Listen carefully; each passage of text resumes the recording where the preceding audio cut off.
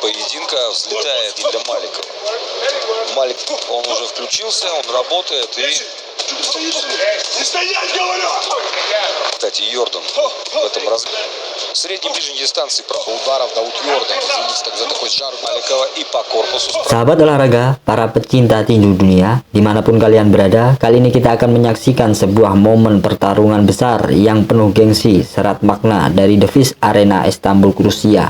Di sudut merah, kebanggaan Indonesia sang Cino dari Ketapang, Kalimantan Barat, Daud Yordan. Dan di sudut biru, petinju tuan rumah yang belum terkalahkan, kebanggaan Rusia, Pavel Malikov.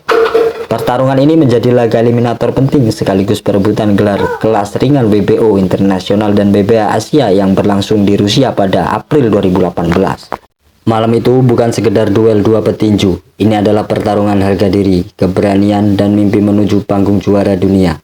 Daud Yordan datang jauh dari Indonesia dengan tekad besar untuk menaklukkan di kandang lawan.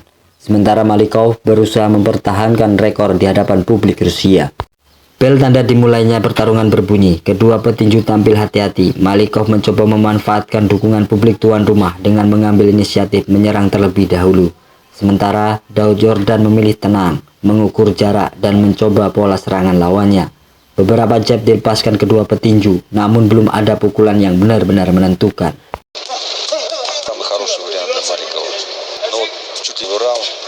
Он взрывается. Он умеет, он знает. Ну и вот мы видим, что он вот так. И Йордан тоже хорошо навстречу.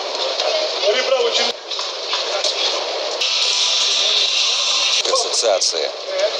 Поражения нет, у Йордана их целых только домашним бойцом. Он часто выигрывает. Да, еще раз вспомню, что бился с Робертом. Йордан работает. Он застаивается перед Йорданом низко, а у Павла Маликова. Еще время у Маликова. Memasuki ronde yang kedua. Tempo pertarungan mulai meningkat. Malikov mencoba menekan dengan kombinasi pukulan lurus. Daud merespon dengan pergerakan kaki yang rapi dan sesekali melepaskan counter yang akurat. Sorak-sorai penonton semakin menggema setiap kali kedua petinju bertukar pukulan di tengah ring.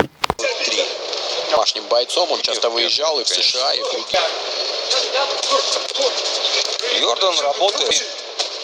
Лишний раз, да, и очень-очень опасно Дауд бьет вот это. Попадание. Да, есть. Да, и потрясен Йордан. Memasuki ronde yang ketiga, Daud mulai menemukan ritmenya. Pukulan ke arah badan mulai dilepaskan untuk mengukur tenaga lawan. Malikov tetap agresif, tetapi Daud melihat semakin nyaman menghadapi tekanan. Pertarungan berubah menjadi duel strategi dan kekuatan mental. Поднимает инициативу. Быстрые руки и хороший, еще раз я говорил. Да, от Павла Маликова мы видим в разрыве. Memasuki ronde yang keempat, kedua petinju saling bertukar serangan keras. Beberapa pukulan Daud mulai mengenai sasaran ke wajah bersih. Wajah Malikov mulai menunjukkan tanda-tanda menerima tekanan. Namun petinju Rusia itu tetap berusaha mempertahankan dominasinya di hadapan publik sendiri. Достаточно. Вы видите, то есть такая у нас пространство.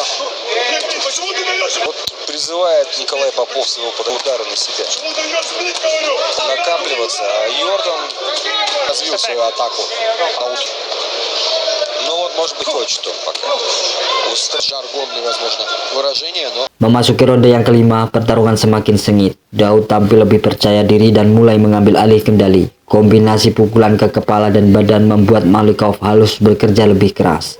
Penonton yang awalnya yakin pada jagoannya mulai menyadari bahwa tamu dari Indonesia bukan lawan yang mudah ditaklukkan. Павел начал защищаться больше корпусом. Здесь на ближней дистанции проходит апперкот у индонезийцев.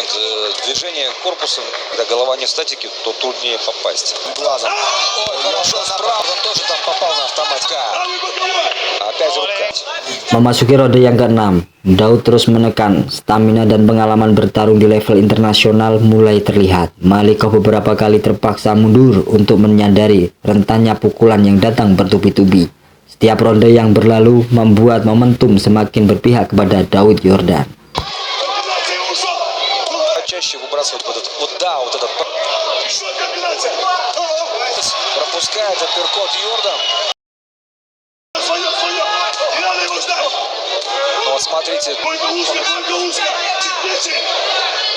Очень энергозатратный. 6-й раунд.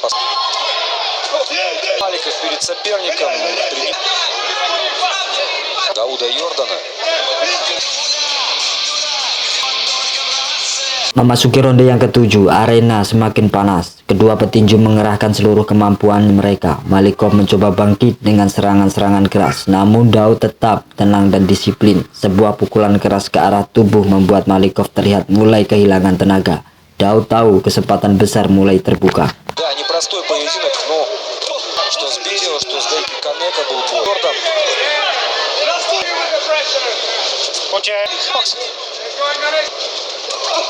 Memasuki ronde yang ke-8, ronde yang akan dikenang dalam sejarah tinju Indonesia akhirnya tiba. Daud maju dengan penuh keyakinan. Ia terus menekan dan memaksa Malikov bergantung daud tempo tinggi, hingga akhirnya sebuah pukulan keras menghantam tubuh Malikov dengan telak. Petinju Rusia itu langsung jatuh ke kanvas. Penonton terdiam. Wasit mulai menghitung. Malikov berusaha bangkit, namun tubuhnya tidak lagi mampu melanjutkan pertarungan. Hitungan berakhir, Daud menang KO di ronde yang ke-8. Saat kemenangan sudah berada di tangannya, Daud tidak berlari merayakan kemenangan secara berlebihan. Ia justru menunjukkan sikap seorang juara sejati. Daud mendekati Pavel Malikov, memberikan penghormatan, memastikan lawannya dalam keadaan baik. Di tengah euforia kemenangan, ia menunjukkan bahwa petinju bukan hanya tentang mengalahkan lawan, tetapi juga tentang menghormati sesama petarung yang telah memberikan perlawanan terbaiknya. Malam itu menjadi hari yang bersejarah. Di kandang lawan, di depan ribuan pendukung Rusia, Daud Yordan menumbangkan petinju yang belum terkalahkan dan membuka jalan menuju perebutan gelar dunia. Namun yang membuat momen itu semakin istimewa bukan hanya kemenangan KO yang spektakuler, melainkan sikap hormat yang ditunjukkan Daud setelah pertarungan usai. Karena sejatinya seorang juara tidak dikenang karena pukulan yang menjatuhkan lawannya, tetapi juga karena dengan rasa hormat yang ia tunjukkan ketika kemenangan yang telah berada dalam genggamannya. Sesaat setelah wasit mengangkat tangan Daud Yordan sebagai pemenang, arena sebelumnya dipenuhi sorak pendukung tuan rumah berubah menjadi lautan tepuk tangan. Mereka menyaksikan suatu istimewa pada malam itu, bukan hanya kemenangan seorang petinju, tetapi lahirnya sebuah kisah yang akan dikenang dalam perjalanan tinju dunia.